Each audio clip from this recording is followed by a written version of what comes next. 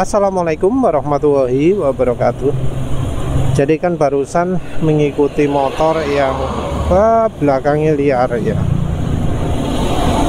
Ya kali ini menghimbau lagi lah ya.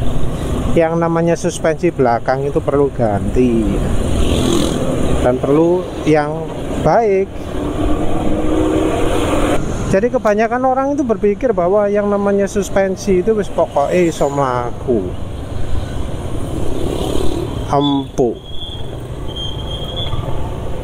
Nah, tapi ada kondisi-kondisi di mana ya suspensi itu dituntut harus yang bagus, yang sip. Ini penulis nggak ngomong mahal loh ya. Masih lebih murah harga suspensi daripada harga ban.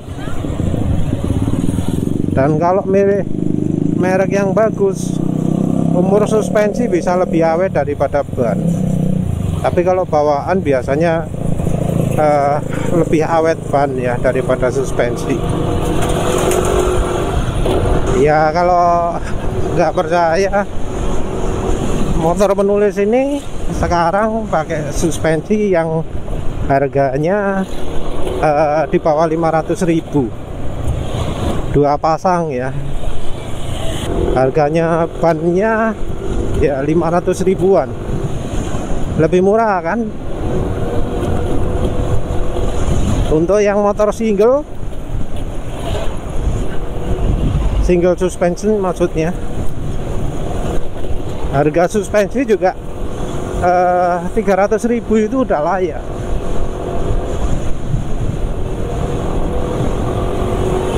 $350, $400 dapat yang bagus. Jadi ya sebenarnya harga suspensi itu murah dibanding dengan waktu pemakaiannya ya. Ya tentu kalau milih merek yang merek dan tipe yang awet, karena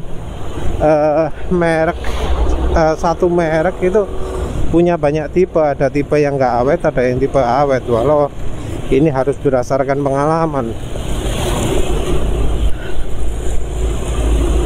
Tentu juga hoki ya, karena ada yang merek kualitasnya terlalu bervariasi.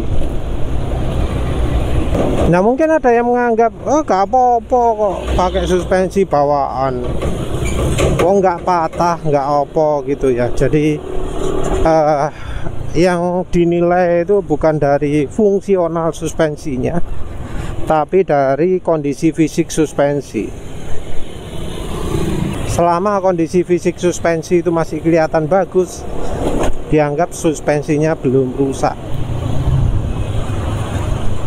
Tentu ada juga yang menyertakan juga oli ya. Jadi kalau ada muncratan oli di suspensi, maka itu indikasi suspensi harus diganti.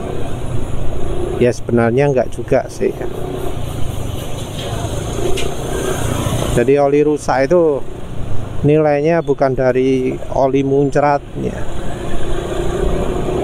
tapi sih nanti dulu. Poinnya sih kebanyakan orang itu menganggap bahwa yang namanya suspensi itu gak perlu diganti selama motornya sih mlaku. Padahal ya itu juga membawa kerusakan gitu ya. Dan rusaknya juga bisa parah ya. Kalau gejala ringan paling ya cuma plat nomor hilang. Terus kemudian lampu belakang ya pasti bakal cepet mati. Entah lampu remnya atau lampu kotanya mati dua-duanya. Terus kemudian beranjak ke dudukan lampu belakang.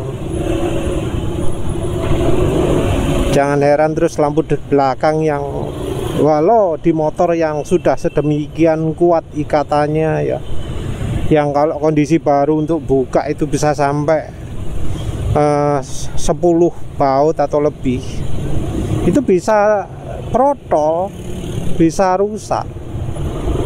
Apalagi yang diikat cuma 2 atau 4 baut saja.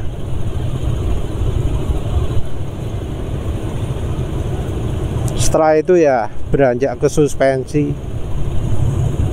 Kalau motor pakai rantai ya rantainya itu ya bakal cepet rusak juga. Gear-gearnya juga cepat rusak.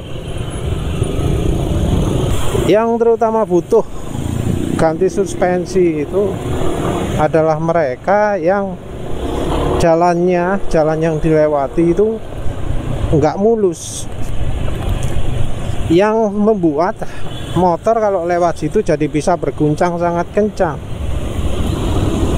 Jadi kalau memang pakai suspensi bawaan, motornya masih tetap anteng, nggak guncang-guncang naik turun bagian belakangnya, ya gak popola terus no. Tapi kalau sampai belakang itu berguncang kencang, yo baiknya beli lah. Oh harganya piro sih? Ya kalau ganti ya jangan ori, tapi karena ori itu biasanya umurnya pendek, cuma ratusan kilometer atau beberapa minggu ya. Kalau sekarang entah itu buatan Honda atau buatan Yamaha podo ae, karena pabriknya ya podo-podo, entah KYB ya Showa, dua-duanya pabrik berkualitas rendah. Kualitas dari sisi keawetan loh ya, kualitas rendah, produknya gak awet. Hal yang sama juga berlaku untuk suspensi depan. Tapi kalau suspensi depan nggak perlu beli ya, cukup ganti oli atau dibenahi, diperbaiki. Ya setelah itu saja. Terima kasih sudah menonton. Assalamualaikum warahmatullahi wabarakatuh.